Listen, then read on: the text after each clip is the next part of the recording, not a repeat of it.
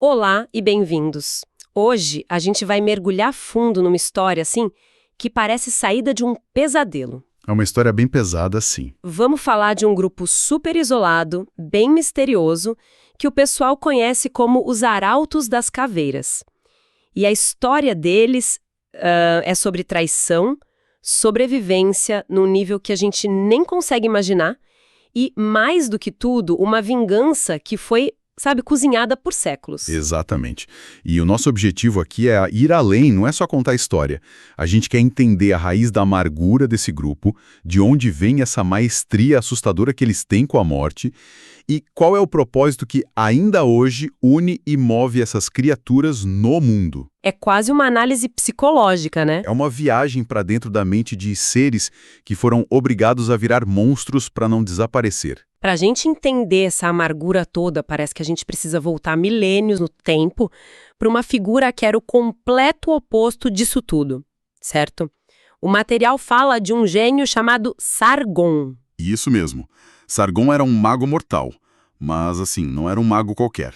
Ele era descrito como alguém com uma sensibilidade única para ler o que ele chamava de plano divino. O que seria esse plano divino? Ele olhava para uma pedra, para as estrelas, e conseguia ver o fluxo do tempo, o futuro da humanidade, sabe? Era quase como se ele visse o código-fonte da realidade. E ele anotou tudo isso em artefatos que ficaram conhecidos como os fragmentos de Sargon. E aí que a história dá uma virada brutal. No auge do poder dele, ele é transformado em vampiro, e é nesse momento que a tragédia se instala de uma forma, poética e terrível. É a ironia mais cruel que existe. Ao se tornar um ser imortal, ele perdeu exatamente aquilo que definia ele, a centelha divina, a conexão com o plano maior. Tudo se apagou. Tudo. Ele perdeu a memória, as visões, até o próprio nome. Sargon morreu. E no lugar dele nasceu Capadócios, uma criatura antiga, senil, que passaria os milênios seguintes obcecada em decifrar as profecias que ele mesmo escreveu sem ter a menor ideia de que era o autor. Nossa, que destino. É como um autor que perde a memória e passa a vida tentando entender o próprio livro. E foi num desses momentos do Capadócios, que a gente não sabe se foi de lucidez ou de loucura completa, que ele tomou a decisão que selou o destino de centenas de descendentes dele. Exato. Ele teve uma visão ou um delírio da destruição do clã. E para, entre aspas, protegê-los desse futuro, ele os atraiu e aprisionou na cidade subterrânea de Kaimakli. Na Anatólia, né? Isso. E a entrada foi selada com uma inscrição que é a chave de todo o horror que veio depois. Que nenhum filho de Seth jamais entre, que nenhum filho de Caim jamais saia. Ok, vamos analisar isso. Filho de Seth se refere aos mortais. E filho de Caim aos vampiros. Então, basicamente, ele trancou centenas de vampiros num lugar sem nenhuma fonte de alimento. Qual era o plano? Aí é que está o terror da situação. Não tinha plano. A única fonte de sangue disponível eram os outros prisioneiros. Eles foram forçados a caçar uns aos outros. Meu Deus! E o material deixa bem claro, isso não foi uma carnificina rápida. Foi um jogo de sobrevivência doentio que se arrastou por séculos. Não foi uma guerra de exércitos, foi um eterno estado de paranoia. Dá para imaginar o nível de pressão psicológico, viver 200, 300 anos sabendo que seu aliado de hoje pode ser seu caçador amanhã? Exato. A confiança deve ter virado uma lenda, um conceito abstrato. Como alguém sobrevive a isso mentalmente? Essa é a questão central. Eles não sobreviveram com a mente intacta. Eles se adaptaram. A psicologia deles foi fraturada e reconstruída nesse ambiente. Foi nesse caldeirão de desespero que eles desenvolveram uma compreensão sobre a morte que ninguém mais possui. Não foi algo teórico, então? De jeito nenhum. Eles não leram sobre a alma em livros. Eles a caçaram, a devoraram, viram ela ser arrancada dos amigos. O ato de Diablerie, de consumir a alma de outro vampiro, virou a rotina deles.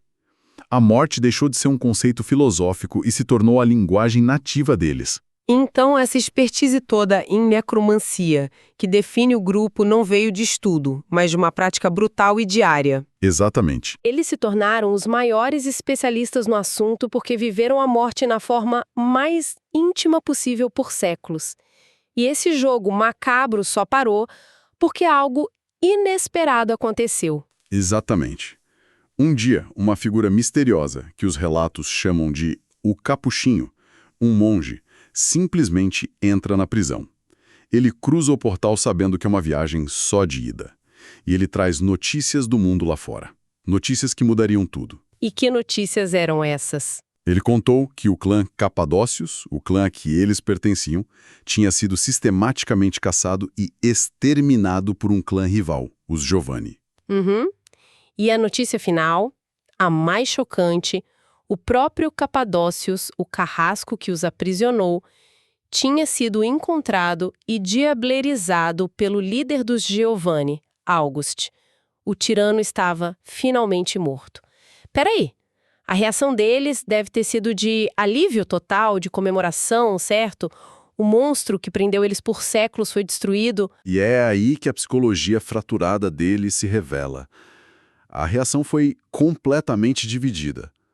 Uma facção, sim, ficou aliviada.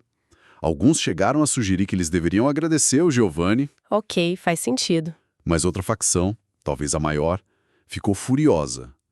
Não pela queda do clã, que eles mal conheciam, mas porque os Giovanni tinham roubado a vingança deles. O direito de destruir Capadócios era deles e de mais ninguém. Que complexo. O desejo de vingança era tão forte que superou o alívio da liberdade? É impressionante essa mentalidade, né? Pensar em termos de séculos, essa dedicação a um objetivo, essa capacidade de criar estratégias de sobrevivência tão longas, é quase sobre-humano. Totalmente. E sabe, esse tipo de foco, de pensamento estratégico e dedicação a um universo complexo, me lembra muito um perfil que a gente vê hoje em dia. Qual perfil? Quem gosta de universos como este, de RPG, geralmente é um pessoal mais criativo, inteligente e muito envolvido com leitura. É um perfil que exige pensamento a longo prazo e dedicação. Faz todo sentido. E esse perfil combina muito com quem estuda para grandes desafios, como concursos e provas, né?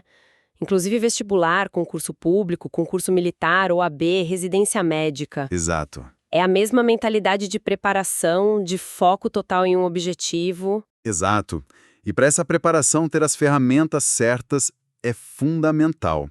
Se você é estudante e quer se preparar de verdade, entra agora em medcob.com.br, baixa o app e aproveita o maior banco de questões do Brasil com provas anteriores de todas as instituições, questões comentadas, resumos práticos, aulas completas e flashcards prontos para revisar onde quiser.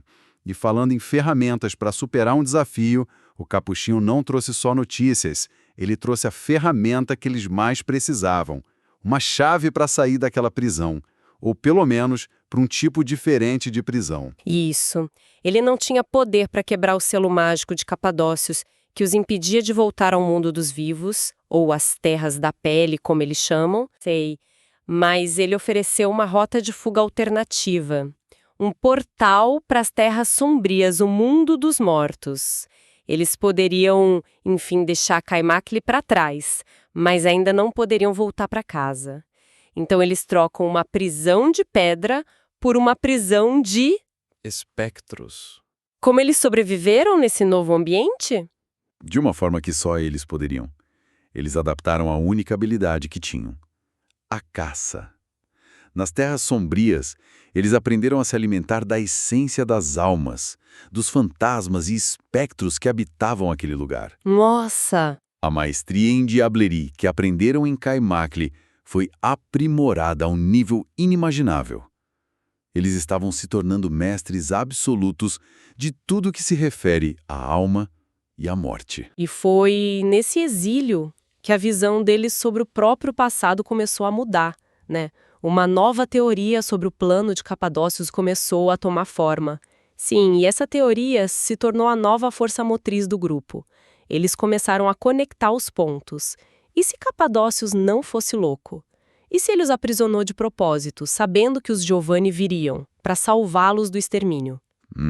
E se ele os forçou a se tornarem os maiores necromantes da história porque ele precisava deles para o seu próprio plano final? E que plano seria esse? O plano original de Sargon, o gênio por trás do vampiro senil.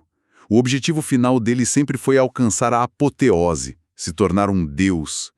E a forma de fazer isso no universo deles seria diablerizando o próprio Deus. Que ambição! E para uma tarefa dessa magnitude, ele precisaria de um exército de especialistas, os maiores mestres da alma que já existiram.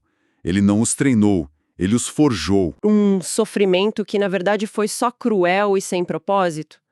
Uma racionalização para não se sentirem apenas vítimas? Com certeza tem um elemento disso. É uma forma de transformar o sofrimento em propósito. Mas para eles, a lógica era impecável e aterrorizante. Fazia sentido. E isso levou ao ponto de virada emocional definitivo. Que foi? Em vez de sentirem gratidão por terem sido salvos ou de se maravilharem com a grandiosidade do plano, o sentimento foi um só: fúria. Uma fúria pura e absoluta. Fúria por quê? Porque eles perceberam que nunca foram filhos, foram ferramentas.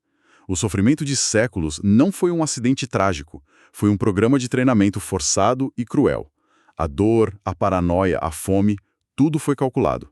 Nossa, Isso intensificou o ódio por capadócios a um nível estratosférico e, ao mesmo tempo, cimentou o ódio pelos Giovanni, por terem roubado a chance deles de acertar as contas com seu criador. A vingança se tornou o único pilar da existência deles. uma vingança de duas frentes.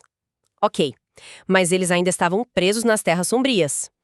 Como eles finalmente conseguiram voltar ao mundo dos vivos para colocar essa vingança em prática? O universo conspirou a favor deles. Ocorreu um cataclisma nas Terras Sombrias, um evento chamado de Maelstrom, uma tempestade de almas gigantesca. Uhum. No meio desse caos, eles encontraram algo que não deveria estar ali: o corpo adormecido de um antediluviano. Um dos vampiros mais antigos e poderosos que existem. Famintos por poder, eles caíram sobre o corpo e se alimentaram de seu sangue ancestral. E esse sangue deu a eles o poder que faltava. Foi a chave final. Aquela vita, o sangue de poder imenso, deu a eles a força necessária para finalmente estilhaçar o feitiço de Capadócios que os prendia longe do mundo mortal. A barreira caiu. Eles estavam de volta. Depois de milênios, os sobreviventes de Kaimakli estavam de volta às terras da pele. Certo, então vamos organizar isso. Eles estão de volta, mais poderosos, mais amargos do que nunca. Como eles operam hoje? Qual é o plano de jogo? O plano é metódico. Primeiro, a aparência. Séculos sem sangue mortal os deixou com corpos esqueléticos, cadavéricos. A maioria deles é visualmente aterrorizante. A não ser que eles se disfarcem, imagino. Exato. A não ser que usem seus poderes para criar uma ilusão de normalidade, o que alguns fazem para se infiltrar. Segundo, eles precisavam de um exército. Eles se aliaram a uma seita de vampiros anarquistas, o Sabá. Mas eles são leais ao Sabá? Não, de jeito nenhum. Eles agem como conselheiros, como eminências pardas, usando a seita como uma arma para apontar na direção dos inimigos deles. E o primeiro alvo, obviamente, são os Giovanni. Exatamente. Essa é a primeira fase da vingança. E os relatos indicam que eles têm sido assustadoramente eficientes. Estão caçando e aniquilando sistematicamente as linhagens menores e mais isoladas do clã Giovanni, desmantelando o poder dos inimigos peça por peça. Com a paciência de quem esperou milênios. Exato. Mas, como a gente falou, a vingança contra o Giovanni é só o aperitivo, né? O prato principal ainda é o Capadócios. Mesmo ele estando morto, Isso. porque eles sabem que a alma dele não foi destruída na diableria. Ela ainda existe de alguma forma dentro de Augusto Giovanni. E eles possuem a chave para o plano dele, os fragmentos de Sargon. Certo. E é aqui que a vingança deles atinge um nível de crueldade psicológica impressionante. Como assim? O plano deles não é simplesmente destruir a alma de Capadócios. É usar os fragmentos para guiar os eventos, para permitir que o plano de apoteose dele chegue a 99% de conclusão. O quê? Eles vão deixar que ele chegue a um triz de se tornar um deus, de realizar o sonho de uma existência. E então, no último segundo, quando a vitória for palpável, eles vão destruir os fragmentos e apagar o sonho dele para sempre. Nossa! Não é só matar o inimigo. É destruir a esperança dele no exato momento em que ela parece mais real. É a forma mais amarga e pessoal de vingança que se pode imaginar. A aniquilação não do ser, mas do propósito de uma vida inteira. É a vingança perfeita, na visão deles. Que jornada! De prisioneiros forçados a se canibalizar a mestres da morte movidos por um ódio que atravessou a história. Os materiais deixam claro que eles não querem poder, não querem cidades, não querem títulos. Não, eles buscam a aniquilação completa e absoluta daqueles que os transformaram no que são. E isso nos deixa como a última reflexão. Uma nota nos documentos menciona que os arautos não têm planos para o que farão depois que a vingança for concluída. A resposta deles é: temos a imortalidade para descobrir isso. E isso levanta uma pergunta provocadora. O que acontece com um grupo cuja identidade inteira foi construída sobre um único propósito? A vingança. Quando esse propósito é finalmente alcançado. O que resta quando o ódio que te definiu e te manteve vivo por séculos simplesmente acaba? Quem você se torna no dia seguinte?